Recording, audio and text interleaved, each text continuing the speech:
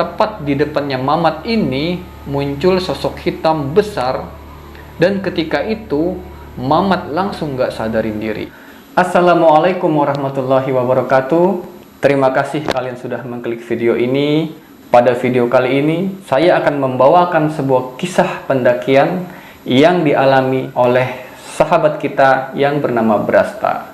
Kisah ini bermula dari temannya Brasta yang bernama Mamat. Ketika dia mendaki Gunung Slamet, dia membawa sebuah benda, boleh dikatakan benda terlarang. Dan benda terlarang ini hampir saja mencelakakan si Mamat pemilik benda itu. Penasaran dengan kisah lengkapnya? Tanpa berlama-lama, langsung saja kita masuk ke videonya. Berangkat. Pendakian ke Gunung Slamet ini adalah pengalaman pertama bagi Brasta. Dan Brasta ini pun sebenarnya nggak dapat izin dari kedua orang tuanya. Dia berbohonglah ke orang tuanya. Dia bilang kalau dia mau ke Bandung. H-5 sebelum keberangkatan, mereka semua berkumpul nih. Sebut saja namanya Mamat, Dio, Agus, Yusuf, dan satu lagi Angga. Buat membahas semua persiapan segala macam, mulai dari logistik, tiket bus, dan persiapan-persiapan lainnya. Singkat cerita, tibalah hari pemberangkatannya, yaitu tanggal 6 Maret 2016, sekitar jam setengah 1 siang. Mereka semua berkumpul di rumahnya Mamat. Di sana, mereka mengecek semua perlengkapan yang akan dibawa. Gak kerasa, waktu pun berlalu. Dan sekitar jam setengah 5 sore, mereka pun berangkat nih ke terminal bus. Karena jadwal keberangkatan mereka itu jam 5 sore menuju Purwokerto.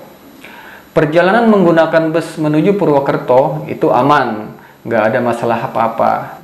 Singkat cerita, sampailah mereka di terminal Purwokerto, dan itu sekitar jam 4 pagi. Gak lama mereka turun dari bus, tiba-tiba ada bapak-bapak nih yang nawarin mereka untuk naik angkutan menuju base camp Bambangan. Oke lah, karena gak ada pilihan lain dan juga bingung gimana caranya ke base camp, mereka ambillah angkutan ini. Dan sekitar setengah 6 pagi, mereka sampailah di base camp Bambangan ini. Tapi ketika waktu itu base camp Bambangan masih tutup, jadi mereka belum bisa nih ngurusin simaksi dan lain-lain sebagainya. Akhirnya, sambil nunggu base camp buka, mereka pun istirahat dan sarapan dulu di salah satu warung yang ada di sana. Dan sambil sarapan di situ, mereka pun membuat rencana kalau mereka harus ngecamp di pos 7. Dan jam 8 pagi, mereka pun semua sudah siap. Perut udah kenyang, simaksi sudah diurus, pokoknya udah siap mendaki lah. Di situ ada orang base camp yang ngingetin mereka buat matuhin SOP perjalanan. Sopan santunnya dijaga ya dek, sama kalau ada yang bawa benda-benda yang berbau negatif yang bisa mengundang amarah penghuni Gunung Slamet, tolong ditinggal dulu atau dititipin dulu. Nah, benda yang berbau negatif ini bisa macam-macam. Bisa senjata tajam, bisa minuman keras, bisa narkoba, bisa segala macam lah. Oke, selesai itu, mereka pun berdoa supaya dikasih keselamatan. Dan selesai berdoa, pendakian pun dimulai. Awal-awal, pendakian itu ya kayaknya masih normal lah, belum ada masalah apa-apa. Dan mereka sampailah di pos 1 sekitar jam 9.30 pagi. Mereka istirahat lumayan lama di pos itu. Dan ketika itu, mereka istirahat di sebuah warung yang ada di sana. Nah, pas lagi istirahat itu, tiba-tiba si ibu yang punya warung cerita nih ke Brasta. Jadi sebut saja ibu warung itu namanya Ibu Brahma. Dan ceritanya, Ibu Brahma ini bilang nanti kalau di pos 1, itu kadang-kadang suka terlihat ada sosok perempuan yang suka bersolawat. Dan ibu ini bilang ke Brasta dan teman-temannya buat ngasih salam kalau melihat sosok ini. Selain itu juga, Bu Brahma ini ngingetin, ya sama kayak orang di base camp tadi lah. Pokoknya jaga sopan santun, sampahnya dibawa turun, bicara yang baik-baik, dan kalau ada yang bawa jimat, tolong jangan dipakai. Dan jangan mancing amarah penghuni di sini. Oke lah, Brasta dan teman-temannya ini pun mengerti. Singkat cerita, karena hari itu udah mulai siang, mereka pun pamit ke ibu warung itu dan melanjutkan pendakian. Baru mereka hendak jalan nih dari warung itu kira-kira 10 meter, tepat di depan sebuah pohon dekat warung tadi, apa yang dibilang Bu Brahma tentang wanita yang bersolawat itu, Brasta dan teman-temannya pun ngeliat. Mereka pun langsung mengucapkan salam tuh, sesuai dengan pesan ibu warung. Lalu sosok yang bersolawat itu pun mempersilahkan mereka untuk melanjutkan perjalanan. Sekitar jam 11 lewat, Brasta itu lupa mereka sampai di pos 2 Pondok Walang. Mereka di situ cuma istirahat sebentar, dan setelah cukup istirahat, mereka pun melanjutin tuh ke pos 3. Sesampainya di pos 3 Pondok Cemara, sekitar jam 1 siang, mereka pun mampir lagi di salah satu warung yang ada di sana. Nah, pas lagi istirahat di warung itu, lagi-lagi si bapak penjaga warung itu ngasih pesan ke mereka. Nanti kalau bisa saat lewat pos 4, langsung aja jalan ke pos 5 dan jangan berhenti. Apalagi sampai mendirikan tenda dan bermalam di situ. Dan nanti kalau sudah di pos 4, Mas akan menemui pohon besar kanan dan kiri yang menyerupai pintu masuk atau pintu gerbang. Di tengah jalur pendakian, jangan lupa ucapkan salam. Mereka pun mengiyakan omongan bapak tersebut. Dan ketika mereka mau ngelanjutin perjalanan, tiba-tiba kakinya Brasta ini kram. Jangankan bisa dibawa jalan, berdiri aja nggak bisa. Akhirnya, mau nggak mau, mereka pun istirahat lagi. Sampai kram di kakinya Brasta ini hilang. Ada sekitar 15 menit, mereka menunggu sampai kakinya Brasta ini benar-benar pulih. Cuman, kakinya Brasta belum pulih banget, terus Brasta ngomong nih ke Agus, Yusuf dan Angga, lu duluan aja, takutnya sampai di pos 7 nanti kesorean. Nggak apa-apa kita bertiga aja, nanti nyusul. Oke lah, berpisahlah mereka di situ. Agus, Yusuf, dan Angga jalan duluan, sedangkan Brasta ditemani Dio dan Mamat. Kurang lebih setengah jam kemudian, barulah mereka menyusul. Kemudian ketika kaki Brasta ini mulai enak, akhirnya mereka bertiga pun melanjutkan perjalanan. Jam setengah 3 sore, mereka sampailah di pos 4 di pos Samaranto. Nah, karena keingat sama pesan bapak warung tadi yang bilang jangan lama-lama di pos 4, mereka pun langsung melanjutkan perjalanan ini ke pos 5. Nah, di sini, di tengah perjalanan ini, mereka mulai nemuin suatu kejanggalan. Mungkin karena mereka nggak merhatiin jalur, ya mereka jalan terus. Kok jalurnya ketutup sama ilalang? Bingunglah mereka tuh. Cuman, di tengah kebingungan ini, tiba-tiba mereka mendengar ada suara yang mengucapkan, Assalamualaikum. Mereka mendengar suara bapak-bapak mengucapin salam. Karena ketakutan itu orang apa setan, mereka jawab salam itu sambil lari menerobos ilalang. Sampai mereka ketemu lagi sama pohon yang menyerupai gerbang tadi. Persis kayak di pos 4. Dan ternyata benar, mereka balik lagi ke pos 4 itu. Nggak ada yang ucap salam lagi. Oh, ternyata sesuai pesan bapak tadi, kalau masuk pos 4, ucapkan salam. Akhirnya mereka pun mengucapkan salam, dan setelah itu mereka pun bisa melanjutkan perjalanan. Nah, sekarang jalurnya enggak ketutup ilalang lagi, tapi jalanannya jadi kebagi 3 nih. Padahal sepengetahuan mereka dan berdasarkan peta yang udah dikasih sama pihak base camp, cuma ada 2 jalur, yang ke kiri dan ke kanan. Cuman yang kanan itu buntu. Akhirnya Brasta pun nyaranin buat ngambil jalur kiri, dan alhamdulillah itu adalah jalur yang benar. Sehingga tibalah mereka di pos 5. Itu sekitar jam 4 sore. Di situ ternyata udah ada Yusuf, Agus, sama Angga. Sambil beristirahat, Brasta, Dio, sama Mamat pun nyeritain apa yang baru saja mereka alami. Setelah cerita-cerita singkat, Agus sama Yusuf ini pun inisiatif untuk ngambil air dari mata air yang ada di pos 5. Singkat cerita, karena hari sudah sore dan mereka kedinginan, mereka pun ya pakai jaket sarung tangan, terus bikin api unggun sama pendaki-pendaki lain. Setelah Yusuf sama Agus balik dari ngambil air, mereka pun langsung lanjutin perjalanan ke pos 6. Sampai mereka di pos 6 itu sekitar jam 5 kurang. Gak lama-lama mereka istirahat karena udah terlalu sore. Mereka pun mutusin ngelanjutin ke pos 7. Nah, di tengah-tengah perjalanan menuju pos 7 ini, lagi-lagi kakinya Brasta kram. Gak bisa digerakin lagi.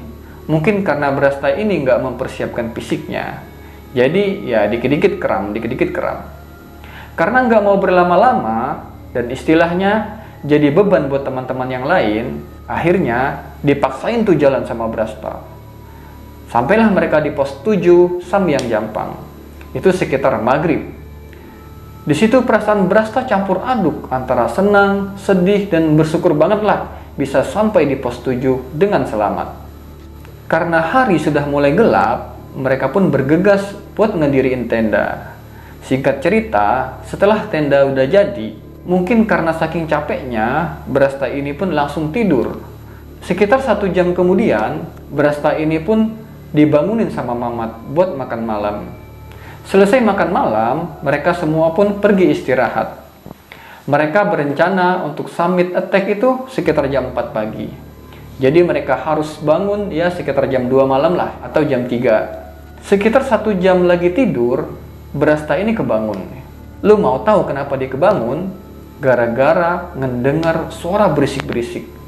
Itu kayak orang jalan jam 1 malam, tapi jalannya tuh nggak pakai alas kaki. Dan ketika itu, Brasta lihat teman-temannya ini pada tidur pula semua. Ya udahlah, Brasta ini nggak mau peduliin tentang suara langkah kaki itu. Akhirnya, dia pun mutusin ngelanjutin tidur lagi. Dan kurang lebih 1 jam kemudian, Brasta kebangun lagi nih. Di situ dia kebangun karena kayak ngedengar suara, entah suara pendaki atau orang yang ngomong dalam bahasa Jawa. Kira-kira artinya begini. Temanmu gak bisa pulang, nak. Temanmu sudah ganggu penghuni sini. Setelah suara itu hilang, tiba-tiba ada suara lain nyusul. Suara auman harimau. Diiringi sama suara gamelan. Yang nggak tahu nih, dari mana asal suara itu. Karena ketakutan, Brasta pun berusaha untuk tidur lagi. Sambil berusaha untuk tidur, dalam hatinya dia mikir hal negatif tentang apa yang udah dilakukan sama Brasta dan teman-temannya ini sejak berangkat sampai tiba di situ. Tetapi perasaan Brasta, mereka tidak melakukan hal-hal yang aneh. Dan hal-hal yang melanggar pun tidak mereka lakukan. Lalu, sekitar jam 4:30 pagi, Brasta kebangun nih. Karena dibangunin sama Agus, dan Agus pun langsung membangunin teman-teman yang lain. Kemarin kan rencananya itu mau bangun jam 2 atau jam 3. Tapi ternyata pada kesiangan. Ya udahlah, mau gimana lagi. Kan mereka pun langsung buru-buru nyiapin sarapan. Nah, pas lagi nyiapin sarapan itu, si Mamat marah sama Agus. Dan dia bilang, "Lu gimana sih Gus? Goblok banget, kan gue udah nitip sama lu buat nyalain alarm. Terus kalau udah gini, mau sampai ke puncak jam berapa? Nggak usah diperpanjang lah, tolong dijaga tuh omongan. Hati-hati, kita di sini tamu." Akhirnya, setelah itu, mereka langsung sarapan bareng-bareng, dan selesai sarapan, mereka pun nyiapin tuh apa yang mau dibawa ke summit attack. Setelah semua udah siap, mereka pun mulailah jalan tepat jam 7 pagi. Dan mereka pun sampai di pos 9 Pelawangan. Di situ baru kelihatan tuh jalur menuju puncak Slamet. Yang kalau udah pernah naik ke Slamet, pasti tahu tuh jalurnya kayak gimana. Batu, pasir kerikil jadi satu. Setelah istirahat kurang lebih 15 menit di pos Pelawangan itu, mereka pun ngelanjutin perjalanan menuju ke puncak. Waktu itu, kondisi matahari udah mulai nyengat. Ya, secara di ketinggian seperti itu, udah nggak ada pohon, nggak ada penghalang, terus mereka mendaki. Dan sampai tiba-tiba, kali ini, kakinya Mamat yang kram. Mukanya pucat tuh. Tapi di situ dia minta teman-temannya pun jalan duluan. Dia bilang di situ, kalau dia ada yang jagain. Nah, bingung kan? Ada yang jagain, kata Mamat ini. Siapa? Lalu Yusuf sama Angga pun berinisiatif buat ngasih Mamat ini minum. Tapi Mamat menolak dengan alasan kalau minum mulu nanti beser. Akhirnya Mamat tetap ngotot tuh. Cuman kali ini Mamat tuh ngomongnya halus banget kayak gini nih. Sudah, kamu jalan duluan aja. Nanti aku nyusul di belakang. Akhirnya dengan berat hati, teman-teman yang lain pun jalan duluan ninggalin Mamat. Teman-teman yang lain jalan sambil sesekali melihat ke belakang, ngeliatin kondisi Mamat. Ternyata jarak mereka sama Mamat itu udah lumayan jauh. Tapi si Mamat ini udah mulai bisa jalan pelan-pelan. Akhirnya Brasta dan teman-temannya yang lain sampai di puncak. Mereka pun ya layaknya para pendaki. Pas sudah sampai puncak, mereka foto-foto dan menikmati pemandangan. Waktu itu alhamdulillah cuaca lumayan cerah. Sekitar 10 menit mereka di puncak, mereka agak khawatir nih. Kok Mamat belum sampai-sampai juga ya? Padahal dari terakhir dia lihat Mamat, jarak mereka nggak terlalu jauh. Lalu Yusuf pun bilang, tungguin aja dulu 10 menitan, ntar juga nyampe. Setelah nunggu, akhirnya Mamat sampai juga di puncak. Akhirnya ketemulah Mamat ini sama teman-temannya yang lain di puncak, sekitar jam 9. Kemudian mereka pun mutusin lagi nih buat balik ke pos 7 ke tenda. Dan alhamdulillah sampai pos 7 lagi sekitar jam setengah 11, nggak ada kendala sama sekali. Dan di pos 7 ini mereka langsung makan siang. Setelah itu mereka siap-siap beres-beres perlengkapan, peralatan, dan segala macam buat turun kembali ke base camp. Tepat jam 12 siang, perjalanan turun pun dimulai. Dan disinilah horor yang sebenarnya. Karena mereka jalan terlalu santai, mereka sampai di pos 6 itu sekitar setengah 2 siang. Karena di pos 6 itu nggak ada shelter ataupun warung, mereka pun langsung lanjut ke pos 5. Hanya makan waktu 15 menit buat sampai pos 5. Di situ mereka istirahat sebentar. Setelah itu mereka pun ngelanjutin lagi ke pos 4 ini. Dan jam ketika itu sudah setengah 4 sore. Dan mereka pun sampai di pos Samarantu. Di situ mereka istirahat lagi sebentar. Dan mereka keheranan di pos itu. Mereka lihat ada beberapa tenda yang berdiri di situ. Padahal menurut beberapa orang, ngediriin tenda di pos 4 itu bisa dibilang sangat tidak disarankan. Kenapa tidak disarankan? Ya, yang sering dengar cerita horor di Gunung Slamet di pos 4 Samarantu itu, tapi ya udahlah, mereka pun nggak pedulin itu. Pendaki itu mau pada ngecamp di pos 4 atau gimana, itu tergantung pikiran mereka. Yang ada di pikiran Brasta dan teman-temannya ini, bagaimana caranya mereka bisa sampai base camp itu setengah 5 sore. Setelah sampai di pos 3, mereka pun istirahat lagi. Dan ketika itu, kabut udah mulai turun. Nggak lama-lama mereka istirahat, mereka pun lanjut turun lagi. Baru jalan beberapa langkah dari pos 3, tiba-tiba kaki Mamat ini kambuh lagi. Kram, ditambah lagi, dia udah mulai kedinginan di situ. Terus dia minta tolong Yusuf buat ngambilin jaket. Di situ tiba-tiba Yusuf nyeletuk. Darah dingin lu kumat, Mamat. Brasta sama Dio kaget. Maksudnya darah dingin itu apa? Di situ Yusuf ngejelasin kalau darah dingin itu adalah kondisi di mana kayak Mamat ini nggak bisa kena cuaca di bawah 15 derajat. Kalau Mamat nggak bisa nahan, dia akan kena hipotermi. Di situ Yusuf nyaranin buat ngecamp semalam lagi. Cuman Mamat ini nolak. Dia bilang udah lanjut aja. Alasannya dia udah nggak kuat kalau lama-lama di situ karena dia ngerasa ada yang ngikutin dia terus. Lalu Yusuf pun ngelakuin hal yang gak diduga-duga. Sambil maksa buat buka bajunya Mamat, dia bilang, "Mat, coba buka baju dulu. Gua mau lihat kalau yang lu pakai itu jimat apa bukan." Pas Yusuf lihat, ternyata bener itu jimatnya Mamat. Padahal udah berkali-kali diingetin sama Yusuf, jangan bawa jimat. Yusuf sama Mamat ini udah sering naik gunung berdua. Jadi bisa dibilang Yusuf udah ngertilah karakternya Mamat ini. Karena waktu itu sudah hampir maghrib, Yusuf bilang, mau nggak mau kita harus bermalam di sini. Jangan ngambil risiko dan jangan mikir yang aneh-aneh. Mamat cuma kedinginan doang. Keluarin semua yang ada di carrier, kita bermalam di sini, gue nanganin Mamat. Yang lain bangun tenda, sama tolong bikinin teh anget buat Mamat. Oke lah, akhirnya mereka pun bermalam lagi itu di dekat salah satu warung yang ada di pos 3. Brasta sama Dio ngediriin tenda, sedangkan Agus sama Angga masak air dan masak makanan buat makan malam mereka. Lalu Mamat pun dibawa masuk ke dalam tenda dan langsung digantiin baju sama Yusuf dan dipakein sleeping bag. Setelah Mamat ini dikasih minum teh anget, Mamat pun tidur seketika. Ketika yang lainnya ini lagi asik-asik masak buat makan malam, tiba-tiba dari dalam tenda kedengaran Mamat ngomong. Cuma ada yang aneh sama apa yang diucapin Mamat ini. Temanmu ini gak bisa pulang. Dia mau aku bawa ke atas buat nemenin penghuni di sini sama jimatnya. Setelah Mamat selesai ngomong, angin kencang berhembus disusul sama suara auman harimau dan suara gamelan. Praktis gak pakai lama, Yusuf langsung masuk ke dalam tenda dan mengambil jimat yang dipakai Mamat. Lalu setelah itu Yusuf bilang, gue nggak mau Mamat kenapa-kenapa di sini. Udah, sekarang tidur. Besok pagi-pagi banget harus bangun buat lanjut jalan lagi. Kalau bisa, jam 4 udah bangun. Terus gue minta tolong, setel alarm jam 3 atau setengah 4. Jangan sampai kesiangan lagi. Oke. Setelah makan dan segala macam, mereka pun pergi tidur.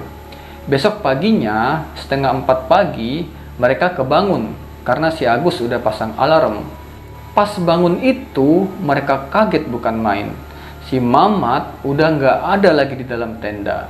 Sontak mereka semua kaget bukan main. Mereka semua langsung keluar dan teriak-teriak tuh manggil-manggilin Mamat. Dan mereka terus cari tuh Mamat. Pas lagi nyari-nyari gitu, tiba-tiba datang nih nggak tahu dari mana seorang kakek-kakek. Dan kakek-kakek ini bilang, Kalau kalian ingin mencari teman kalian, dia ada di pos 4, mengarah ke jam 5 di atas pohon di tepi jurang. Jika teman kalian ingin selamat, serahkan benda alam itu ke saya. salah satu pemilik warung, sebut saja namanya Pak Rudi, nyamperin dia tuh dan nanya, ada apa ini? Lalu Yusuf pun jelasin tuh semuanya ke Pak Rudi. Tentang jimat-jimat Mamat ini harus diserahkan ke kakek yang tadi. Dan kakek itu pun hilang. Dan Yusuf yakin Pak Rudi ini nggak ngelihat kakek-kakek itu. Setelah itu Pak Rudi bilang, ya udah, saya temani kalian buat nyari teman kalian ini. Tapi saya siap-siap dulu. Dan jangan sampai ada yang tahu kejadian ini. Apalagi sampai orang base camp tahu, bisa kena marah kalian. Oke, siap Pak, terima kasih. Begitu Pak Rudi udah siap, mereka pun langsung jalan menuju pos 4 sesuai dengan arahan si kakek misterius tadi. Menuju ke pos 4 ini, mereka hanya membawa satu tas yang isinya air, cemilan, dan alat P3K. Dan singkat cerita, ketika mereka sampai di pos 4, pas berbarengan dengan azan subuh. Dan Pak Rudi pun ngajak Brasta dan teman-temannya ini buat sholat subuh berjamaah. Setelah sholat subuh selesai, mereka pun mulai mencari Mamat dan langsung menuju tempat yang dimaksud kakek tadi, di Samarantu yang mengarah ke jam 5. Di situ mereka nemu sebuah jalur yang cukup landai, tapi banyak dipenuhi lalang. Mereka telusuri jalur itu sambil terus teriak-teriak, tapi nggak ada jawaban sama sekali. Terus mereka telusuri jalur itu, dan tak lama kemudian terdengar suara, tolong, tolong. Pak Rudi langsung samperin suara itu. Mereka terus ikutin sumber suara itu dan terus sampai jalan yang mereka lalui itu buntu. Tapi pas Pak Rudi melihat ke atas, benar saja kata si kakek tadi. Pak Rudi terus bilang, itu temanmu di atas, cepat naik dan selamatkan. Waktu kita tidak banyak. Karena yang dibilang jago manjat di situ cuma Agus, dan gak pakai lama, Agus pun langsung manjat itu pohon. Dan alhasil, Mamat pun berhasil diturunkan dari pohon itu.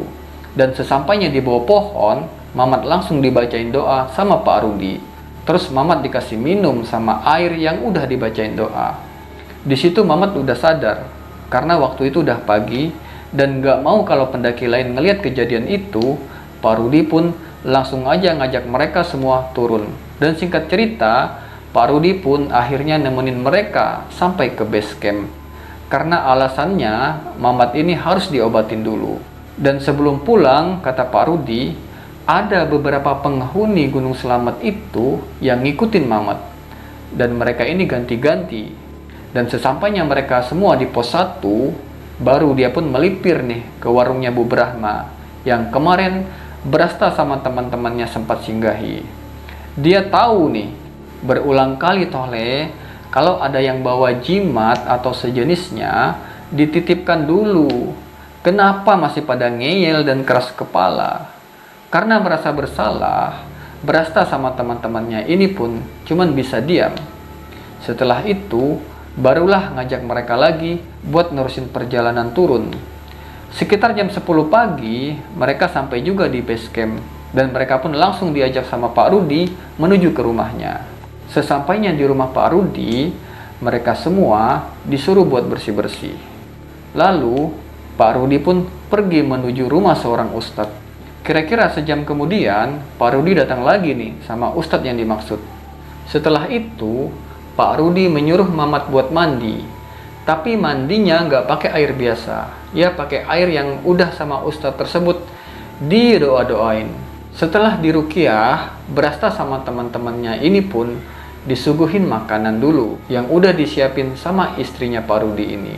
Setelah selesai makan dan Mamat juga udah mulai kelihatan normal, mereka pun siap-siap untuk pulang. Tapi sebelum pulang, Brasta sempat ngobrol-ngobrol nih sama Pak Rudi mengenai sosok apa yang sebenarnya ngikutin Mamat.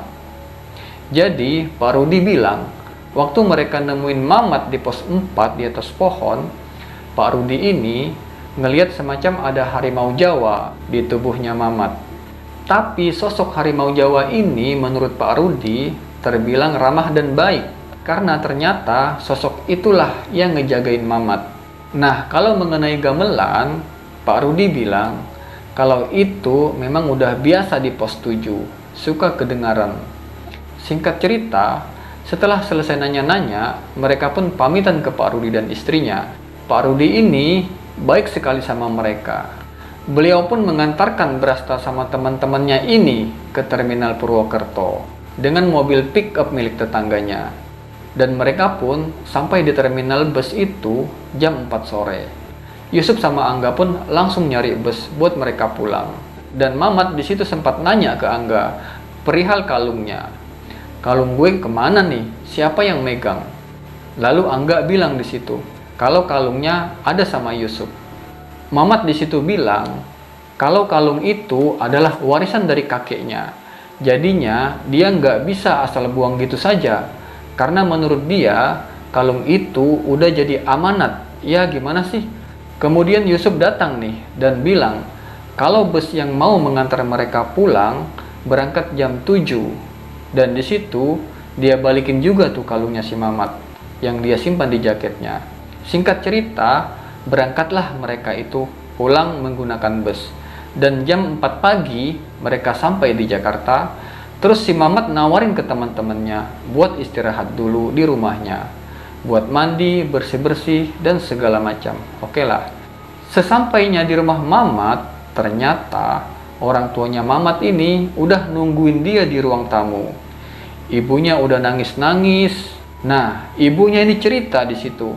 Kalau ibunya ini sempat mimpi Mamat dibawa sama penghuni-penghuni Gunung Selamet.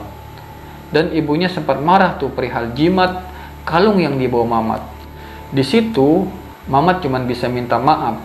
Dan singkat cerita, setelah Brasta dan teman-temannya selesai mandi dan bersih-bersih, lalu sarapan, terus teman-temannya ini nanya ke Mamat tentang gimana ceritanya dia bisa hilang di pos 3 itu. Tapi, belum sempat Mamat cerita, Yusuf sudah nyolek-nyolek ke Brasta, ngasih kode buat nggak usah dibahas di situ. Lalu, mereka semua pun pulanglah ke rumah mereka masing-masing. Dan beberapa tahun kemudian, barulah Mamat ini bercerita ketika mendaki itu.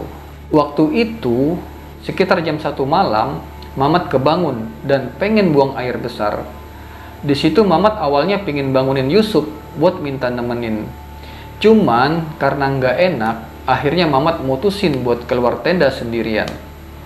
Ketika Mamat baru selesai buang air besar, masih dalam kondisi jongkok, tiba-tiba dari belakang kok kayak ada yang jalan-jalan. Pas dia nengok, nggak ada siapa-siapa di situ. Nah, pas dia mau balik ke tenda, tiba-tiba tenda sama warungnya Pak Rudi hilang. Yang ada cuma 2 pohon besar berbentuk gerbang, sama persis kayak yang ada di pos 4 Samarantu ini. Lalu Mamat pun panik. Dia di situ langsung teriak-teriak dan manggil nama teman-temannya ini, sambil lari nggak tentu arah dan terus manggil-manggil. Tapi nggak ada yang nyaut, dan dia pun terus berlari sampai berhenti di sebuah pohon yang bisa dibilang tandus. Nggak ada daunnya sama sekali, mungkin pohon mati. Pokoknya pohon itu berbeda sama pohon-pohon yang lainnya. Dan Mamat pun mutusin untuk duduk istirahat di bawah pohon itu. Nggak lama kemudian, tiba-tiba ada suara kuntilanak ketawa. Dan Mamat pun ketakutan. Karena saking takutnya, Mamat pun lari nggak tentu arah. Dan pada titik ini, ia pun pasrah dan sempat kepikiran kalau dia ini bakal mati di Gunung Slamet ini. Dan dia menyadari kalau semua itu terjadi akibat dari ulahnya sendiri. Bawa jimat. Udah tahu nggak boleh, malah tetap aja kekeh.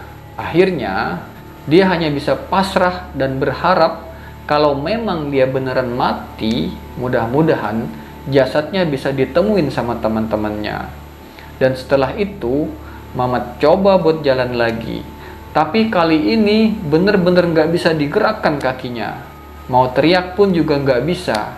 Dan dalam keadaan nggak berdaya begitu, tepat di depannya Mamat ini muncul sosok hitam besar. Dan ketika itu, Mamat langsung nggak sadarin diri. Dan dalam kondisi nggak sadar itu, dia merasa seperti dibawa oleh makhluk hitam itu menuju ke sebuah puncak. Tetapi suasananya berbeda dengan puncak yang ada di Gunung Slamet. Dan ketika itu, yang dia ingat hanya ada sebuah tugu yang bertuliskan Tugu Surono. Dan dalam ketidaksadaran itu, dia merasa seolah-olah dirinya ini dibawa oleh sesosok makhluk. Jadi makhluknya itu seperti setengah berbadan manusia dan kepalanya berbentuk harimau. Dan sosok itu berkata kepada Mamat, Aku selamatkan kamu hari ini, maka esok dan seterusnya kamu harus berbalas budi denganku. Kamu jaga dan rawat aku sebaik mungkin, dan jangan lagi kau bawa aku ke tempat ini. Jika kau ulangi lagi, tidak ada yang bisa menghalangiku untuk mengambil ragamu ini. Tetaplah jadi orang bijak dalam menjaga suatu benda yang diamanahkan oleh orang lain. Jangan sombong dan jangan takabur. Begitu kamu sombong dan takabur, tunggu saja kehancuran dirimu. Semoga kamu bisa ditemukan hari ini dan bisa pulang ke rumah dengan selamat.